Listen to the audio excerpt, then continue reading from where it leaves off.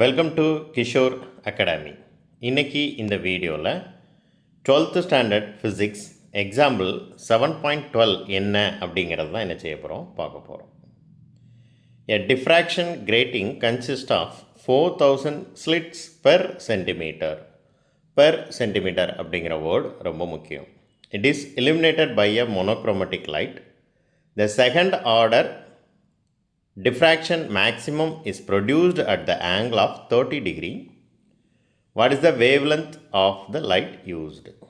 So என்ன கொடுத்துருக்குறாங்க, diffraction grating என்ன அப்படிங்கிறது கொடுத்துட்டாங்க, அதோட ஆர்டர் என்ன அப்படிங்கிறது கொடுத்துட்டாங்க, என்ன ஆங்கிளில் அது ப்ரொடியூஸ் ஆகுது அப்படிங்கிறதும் கொடுத்துட்டாங்க, வேவ்லென்த் என்னன்னு கேட்டிருக்கிறாங்க.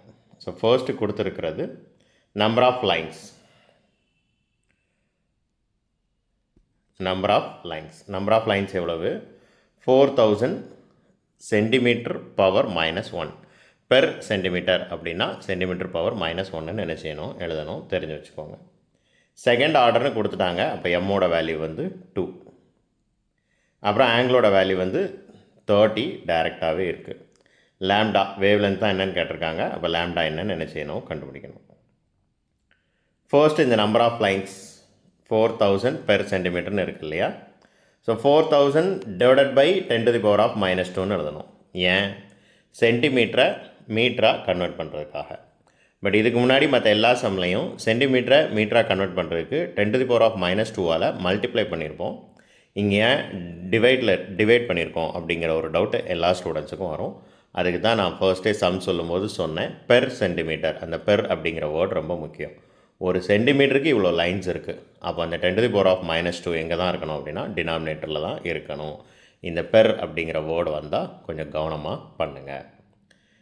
இப்போது இது எப்படி 4 × 10⁵ m பவர் -1 மாறிச்சு. இந்த 4000 எப்படி எழுதலாம்? 4 × 1000 எழுதலாமா? அப்புறம் இந்த 1000 10³ அப்படின்னு சொல்லி எழுதலாமா? டினாமினேட்டரில் இருக்கிற 10⁻² மேலே வரும்போது 10² ஆயிரும். இப்போ இந்த ரெண்டையும் மட்டும் எடுங்க, பேஸ் சேமாக இருக்குது, பவர் என்ன செய்யணும், ஆட் பண்ணும், அப்போ 10⁵. ஸோ 4 × 10⁵ மீட்டருக்கு கன்வெர்ட் பண்ணியாச்சு, m power -1. So equation for the diffraction maximum for grating is sin theta is equal to nm lambda. So இது ஈக்குவேஷன் அல்லது ஃபார்முலான்னு சொல்லலாம். இது கண்டிப்பாக தெரிஞ்சிருக்கணும்.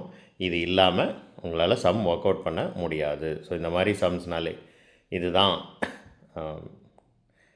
டிஃப்ராக்ஷன் கிரேட்டிங் அப்படின்னு வந்துச்சுன்னா இதுதான் ஃபார்முலா அப்படின்னு ஒவ்வொரு சம்முக்கும் அந்தந்த ஃபார்முலா என்ன அப்படிங்கிறது உங்களுக்கு தரவாக தெரியணும். லேம்டா தான் கண்டுபிடிக்க சொல்லியிருக்கிறாங்க. லேம்டாவை ஒரு சைடு வச்சுட்டு மீதியை ஃபுல்லாக அடுத்த சைடு கொண்டு வரணும். அப்போது இந்த nm ஈக்குவல் டு அடுத்த சைடு போகும். இந்த nm ஈக்குவல் டு அடுத்த சைடு போகும்போது அது டினாமினேட்டரில் வரும். So sin theta divided by n lambda. இப்போ நமக்கு தெரிஞ்ச வேல்யூலாம் சப்ஸ்டியூட் பண்ணலாமா? sin 30, sin thetaவுக்கு பதிலாக sin 30, nக்கு பதிலாக வேல்யூ வந்து 2. ஓகே, nக்கு பதிலாக நம்பர் ஆஃப், அது ரெண்டாவது ஆர்டர் அப்படின்னு இருந்துச்சு, வேல்யூ வந்து 2. அதுக்கப்புறம் m ஸ்மால் எம்முக்கு பதிலாக நான் தான் மாற்றி சொல்லிட்டேன், nக்கு பதிலாக 4 × 10⁵ நம்பர் ஆஃப் லைன்ஸ், அதுதான் நம்ம இப்போ பார்த்தது. எம்முக்கு பதிலாக தான் 2. ஓகே, தெரிஞ்ச வேல்யூ எல்லாம் சப்ஸ்டியூட் பண்ணிட்டோம். sin 30யோட வேல்யூ வந்து 1/2ன்னு எழுதலாம், அல்லது 0.5ன்னு எழுதலாம். இந்த ரெண்டுமே சேம் தான், அதனால் அவங்க 0.5ன்னு என்ன செஞ்சுருக்கிறாங்க, எழுதியிருக்கிறாங்க. இதுக்கப்புறம் இது வரைக்கும் எல்லோரும் ஈஸியாக ஒர்க் அவுட் பண்ணிடுவீங்க. இதுக்கப்புறம் சிம்பிளிஃபிகேஷன் தான். சிம்பிளிஃபிகேஷன் புக்கில் இருக்கிறது கொஞ்சம் கஷ்டமாக இருக்கும். அப்படிலாம் ஒன்றும் கஷ்டம் இல்லை. 1/16 டிவைட் பண்ணி நீங்கள் ஆன்சர் என்னன்னு கண்டுபிடிக்க வேண்டியிருக்கும். நான் ஒரு ஷார்ட்கட் சொல்லித்தரேன், உங்களுக்கு எது ஈஸியாக இருக்கோ அதை நீங்கள் ஃபாலோ பண்ணிக்கோங்க. ஸோ இப்போ இங்கே என்ன பண்ணியிருக்கிறாங்க அப்படின்னா, இந்த 0.5க்கு பதிலாக 1/2ன்னு எழுதியிருக்கிறாங்க. அதனால தான் இந்த ஸ்டெப் வந்துச்சு. ஸோ இந்த 4 அப்படியே இருக்குது, 10⁵ அப்படியே இருக்குது, 2 அப்படியே இருக்குது.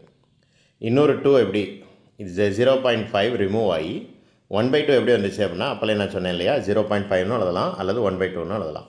ஸோ அவங்க 0.5 தூரம் எடுத்துகிட்டு அதுக்கு பதிலாக 1/2ன்னு என்ன செஞ்சுருக்கிறாங்க, எழுதியிருக்கிறாங்க.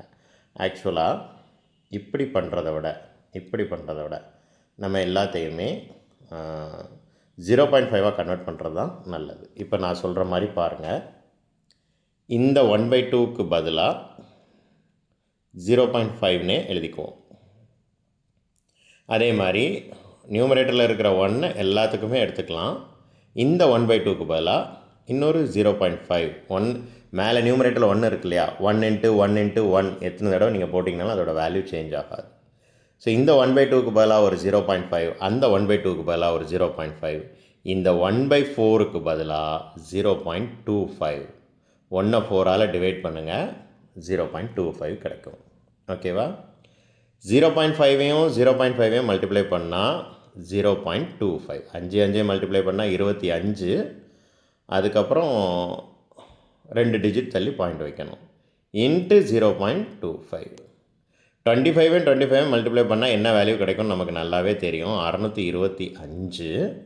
4 டிஜிட் தள்ளி புள்ளி வைக்கணும், பின்னாடி இருந்து 4 டிஜிட் போங்க, 3 டிஜிட் தான் இருக்குது, அப்போ ஒரு 0 சேர்த்துட்டு அதுக்கு முன்னாடி பாயிண்ட் வச்சுக்கோங்க. ஆன்சர் வந்தாச்சு, 0.0625. ஞாபகம் வச்சுக்கோங்க, 0.0625 இன்ட்டு 10⁵ வந்து எங்கே இருக்குது, டினாமினேட்டரில் இருக்குது. அது நியூமரேட்டரில் வந்துச்சுன்னா அது என்ன ஆயிரும், 10⁻⁻5. ஓகே, இப்போ என்ன செஞ்சுருக்கிறாங்க, இந்த பாயிண்ட்டை 5 டிஜிட் மூவ் பண்ணியிருக்கிறாங்க. 1 2 3 4 தான் இருக்குது, இன்னொரு டிஜிட் மூவ் பண்ணணும், அங்கே வேல்யூ இல்லைங்கிறனால 0 சேர்த்துக்கிட்டாங்க. அப்போது 625 0, ரைட்? That means 6250. ஸோ இங்கேருந்து பாயிண்ட் ரிமூவ் ஆகி இங்கே போகும்போது இந்த 0 எழுதணும் அப்படிங்கிற அவசியம் இல்லை. ஸோ 5 டிஜிட் மூவ் பண்ணிட்டேன், அப்போ அதுக்கு ஒரு 10⁻⁻5 ஆகும். ஏற்கனவே ஒரு 10⁻⁻5 இருக்குது. ஸோ இப்போ பேஸு சேமாக இருக்குது, பவர் என்ன செய்யணும், ஆட் பண்ணணும். So 10⁻⁻10. So 6250 into 10⁻⁻10 metre. 10⁻⁻10 metre எதுக்கு ஈக்குவல், ஆங்ஸ்ட்ராங்க்கு ஈக்குவல். இதுக்கு முன்னால் ஒரு சம்மில் பார்த்தோம். இப்படியே ஆன்சர் எழுதினாலும் ஃபுல் மார்க் கண்டிப்பாக கொடுக்கணும். இந்த யூனிட்டை இப்படி கன்வெர்ட் பண்ணிடலாம், எழுதணும்னு அவசியம் இல்லை. தேங்க்யூ.